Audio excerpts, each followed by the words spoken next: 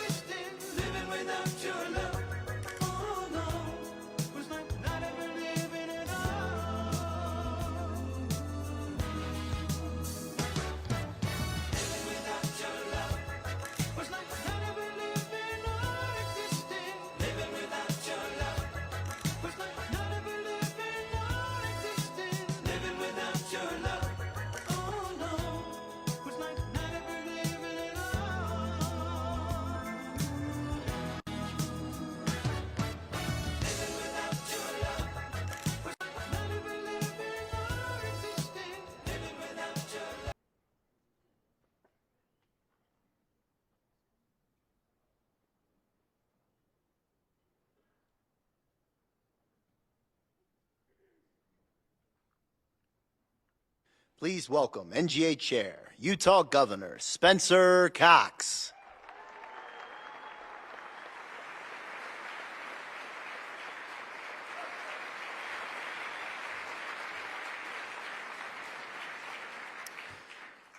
Good morning, ladies and gentlemen. It's great to see all of you. We have some new faces in the room since we were last together. We welcome you, and we're grateful for your attendance today. This is a very special opportunity.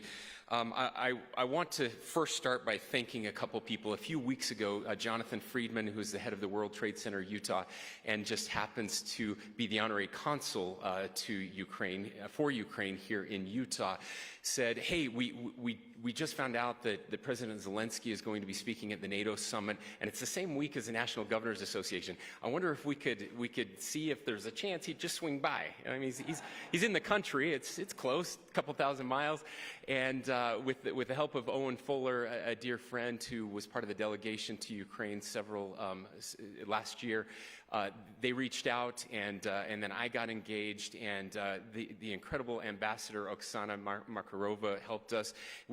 They told us, no, there's no way this will ever happen.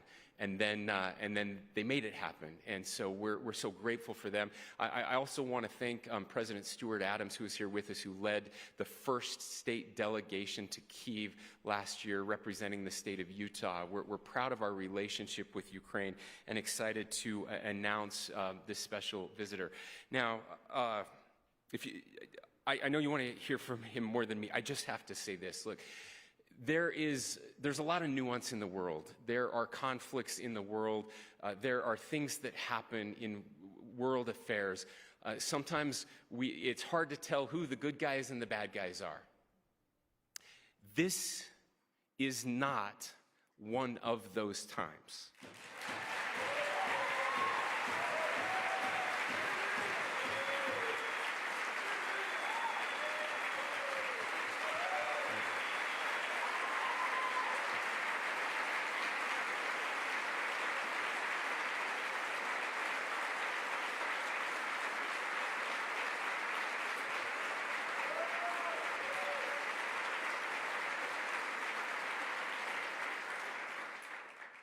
There is evil in this world, and there is good in this world.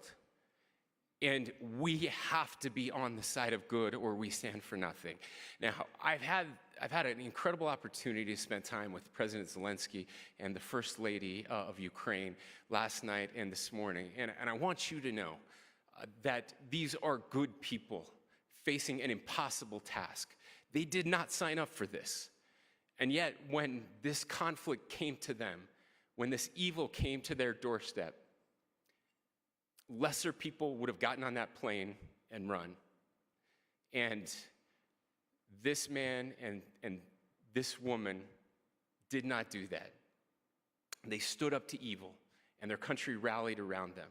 And we must rally around them too. We'll never forget the immortal words that will be written in the history books of President Zelenskyy when he said, "I don't need a ride, I need ammunition." Ladies and gentlemen, please welcome President Zelenskyy.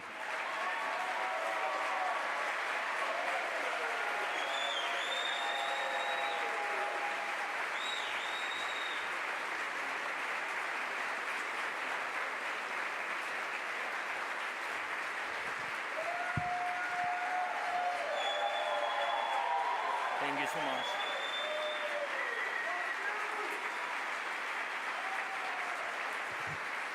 Thank you very much.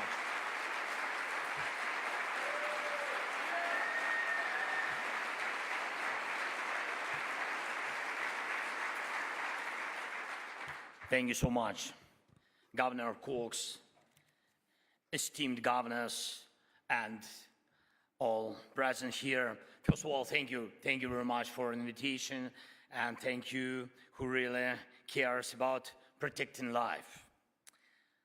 These days, I have been in Washington. I visited the Ronald Reagan Presidential Foundation, and I was in the United States Congress speaking with representatives of both parties in both chambers, and I was at the White House and the NATO summit meeting with the President Biden. At each of these meetings, I thanked America, all our friends in America and all Americans who support Ukraine, our people, our freedom, our independence in this terrible war started by Russia. Thank you so much for your support.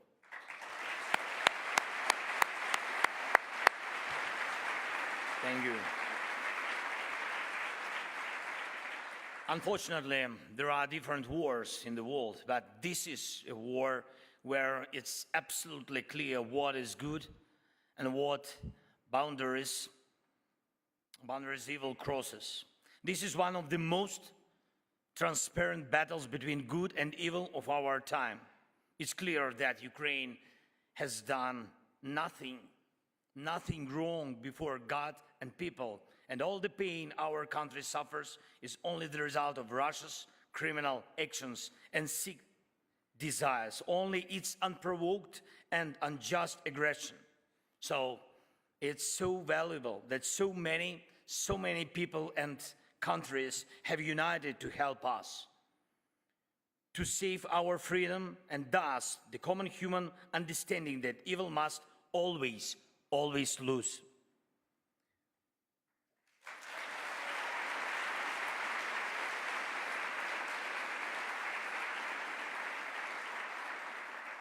What else would our world rely on if evil did not lose and if good people did not unite in battles against what threatens any life and any values? Of course, everyone does what they must, and I have said many times that we do not ask the United States and other partners to fight for us. We do not ask for your boots on the ground. The only thing we ask for is sufficient support, air defense systems for our cities, weapons for our men and women on the front line, support in protecting normal life and rebuilding. This is all we need to withstand and drive Russia from our land, and to send strong signal to all other potential aggressors which are watching. And we truly receive such support, and I'm grateful for this. Thank you again.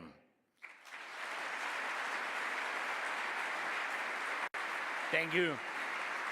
And yes, we receive it from American friends, from dozens of countries. Of course, Americans' leadership is indeed felt.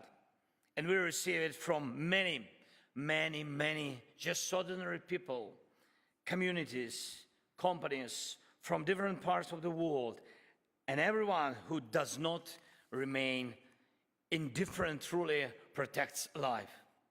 As it has been said, the one who plants and the one who waters have one purpose, and each will be rewarded according to their labor. Today, I especially want to personally thank you for your support, the state of Utah, other states, many American hearts, and many American communities, all those who do not want and will not allow evil to prevail.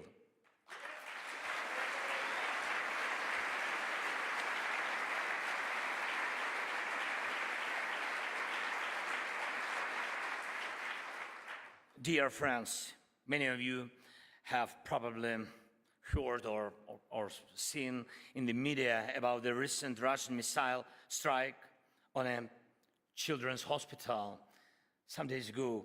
And this direct hit on one of the hospital buildings, and this could not have been just a coincidence. Children who, with the help of doctors, are trying to overcome terrible diseases,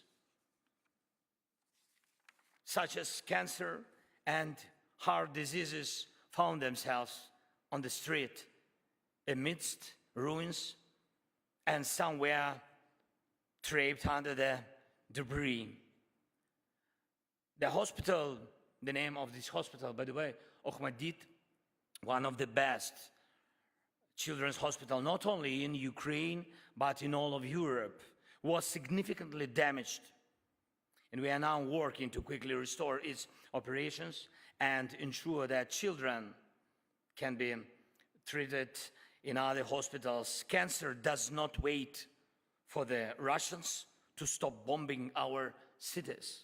And children need treatment, need it now.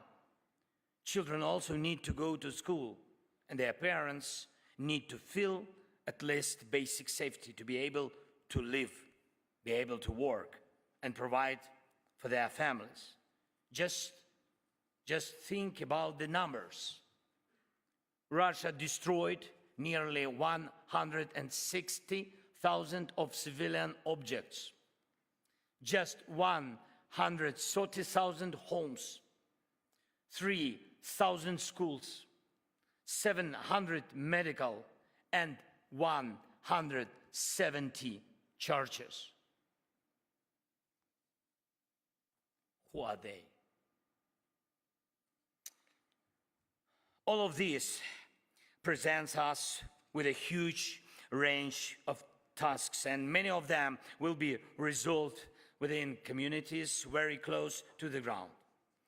And that is why we so deeply appreciate when our friends from around the world come to Ukraine to see everything for themselves. Of course, speak the truth about what they have witnessed, help rebuild all that is very necessary for a normal life, and personally tell everyone who has not seen such a war that good must always triumph in war.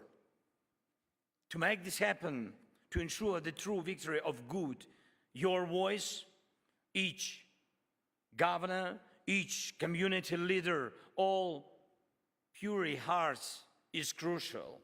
And I invite all of you to visit Ukraine and to see our people, our struggle. And I'm proud of our people and what Ukrainians are achieving now.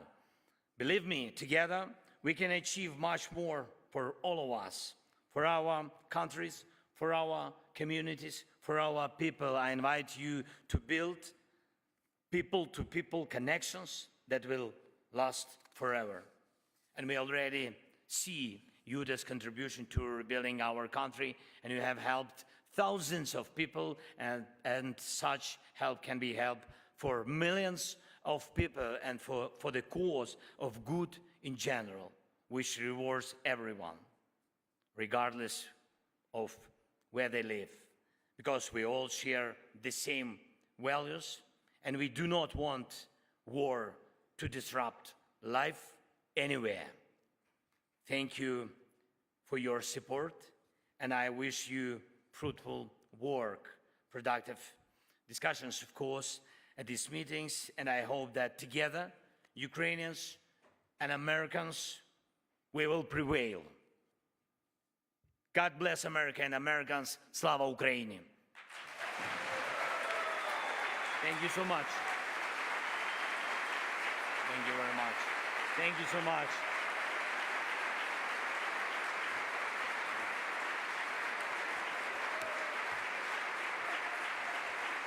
Thank you very much.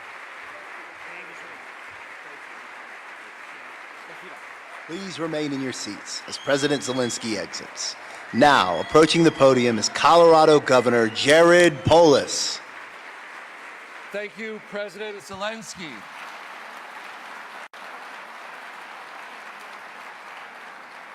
And I would ask that our delegates and everyone remain in the room while President Zelenskyy is safely escorted on his way over the next 10 or 15 minutes. Please remain. We will shortly also be revealing my initiative, which I hope you're all excited about. I now would like to